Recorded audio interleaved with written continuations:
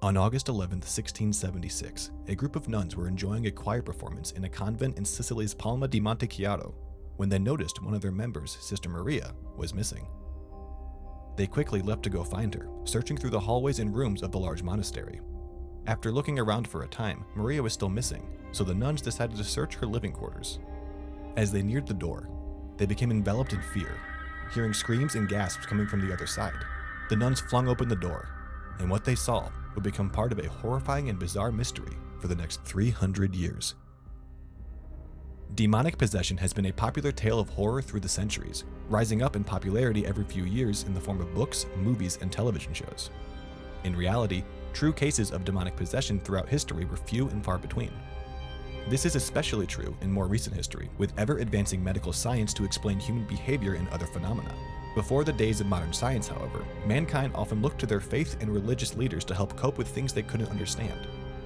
While the scientific revolution was in full swing by the tail end of the Renaissance and Reformation periods, Europe was largely still a world of angels and demons during the late 1600s. Faith was an important aspect of everyday life, and prominent members of the church were revered for the strength of their faith. The nuns of Palma di Monte Chiaro were no exception. Every aspect of their lives were devoted to the service of God, above and beyond the piety of average members of society. Being so close to God, one would think they'd be the last to have their faith go astray. So it was especially harrowing when one of their own began struggling with her faith, acting erratically, and eventually falling victim to possible demonic forces that used her body to leave behind a cryptic coded message. This is the story of Sister Maria Crucifissa de la Contasione's letter from the devil.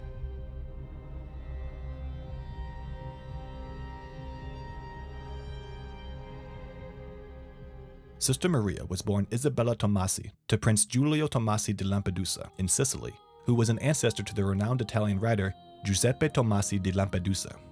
Not much is known about Maria's mother or what her own childhood was like before she joined the monastery. She entered the convent at age 15, beginning her spiritual journey of devoting her life to God while she was still just a child. The Palma di Monte Chiaro was a Benedictine convent, which meant it followed the teachings of Saint Benedict, who founded the Benedictine order in the 6th century, making it the oldest religious order of the Western Church.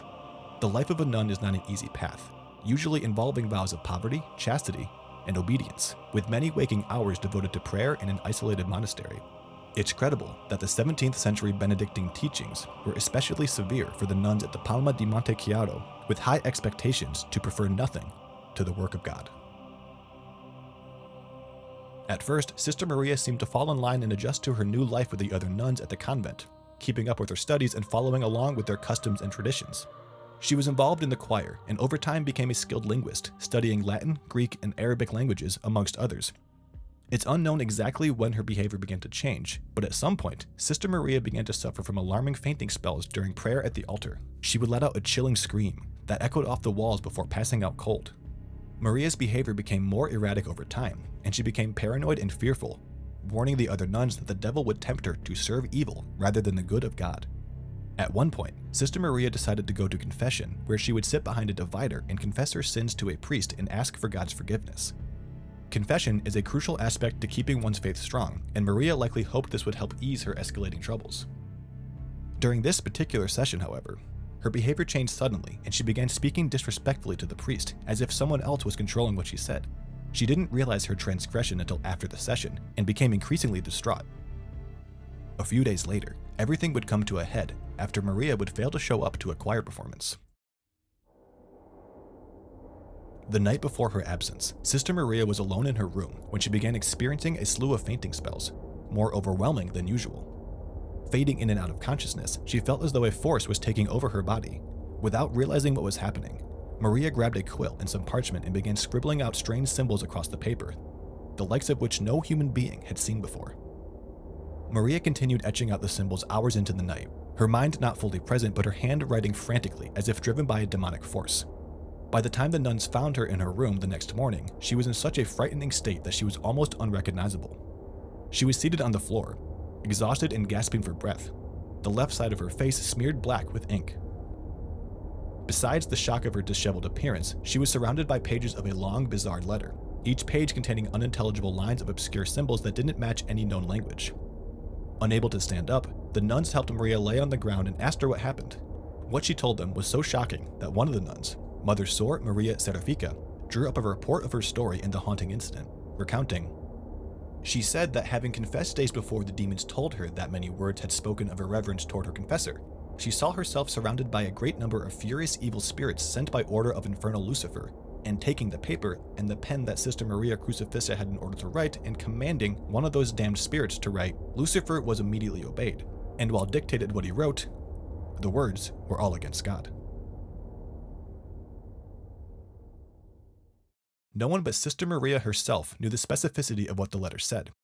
The only legible word it contained, alas, was found at the bottom of the page, positioned as if Maria had signed the letter off with it. Nonetheless, from what they had experienced together that day, the nuns concluded that the letter was part of an elaborate scheme by Lucifer to turn Maria away from God. Besides the understood opposition to God, the specific words and phrases hidden in the demonic symbols of the letters would remain a mystery for over 300 years. It wasn't until 2017 that a group of researchers from the Ludum Science Center in Sicily were able to decode most of the pages. Strangely enough, they discovered an algorithm on the dark web that they were able to use to help decipher it, along with a military-grade decryption software. The symbols turned out to be a scrambled combination of Arabic, Greek, runic alphabet, and Latin, all languages Maria had learned during her studies. While 30% of the letter was still indecipherable, the phrases that were able to be translated were indeed demonic. The phrases have a cynical and irreverent tone throughout. One line reads, "God thinks he can free mortals. This system works for no one." The letter goes on to describe God, Jesus, and the Holy Spirits as deadweights and created by man. "God does not exist. Trinity is fake. There is only me." One of the strangest portions of the translated letter cryptically references something not a part of Christianity, but the river that separates the living from the underworld in ancient Greek mythology. Perhaps now, Styx is certain. Whether she eventually recovered from her ordeal or continued to struggle against her demons, Sister Maria's fate is unknown. 345 years later, she's become mostly a figure of mystery and legend, but in the quest to study as many details of this chilling mystery as possible, Ludum Science Center director Daniele Abate was able to construct a psychological profile of Maria that offers a possible medical explanation for her torments. I personally believe that the nun had a good command of languages, which allowed her to invent the code and may have suffered from a condition like schizophrenia or bipolar disorder, which made her imagine dialogues with the devil. We believe that life as a noblewoman in the cloister caused her a lot of psychophysical stress, and this letter is the result of a bipolar disorder, but we were surprised to have found an overall logical sense despite the fact that 30% of the document remained incomprehensible. It's very possible that Sister Maria's lifestyle of strict devotion to piety and isolation could have in some ways aggravated her mental health and plunged her into a crisis. It's feasible that with her eminent linguistic skills, creating this letter was a way of coping with the pressure of her life and the stress of her condition. With the absence of modern medical science, we'll never know exactly how many of these cases of possession, hysteria, or other phenomena were actually instances of a mental health crisis, misunderstood and therefore feared. Even in recent history, our understanding of mental health and its importance is still rapidly evolving, with perspectives shifting from neurotypical understandings of mental wellness to an effort of centering neurodivergent experiences and destigmatizing mental illness. Whether explained by science or the paranormal, Sister Maria's letter from Lucifer is certainly one of the most hair-raising mysteries to be born out of Italian history.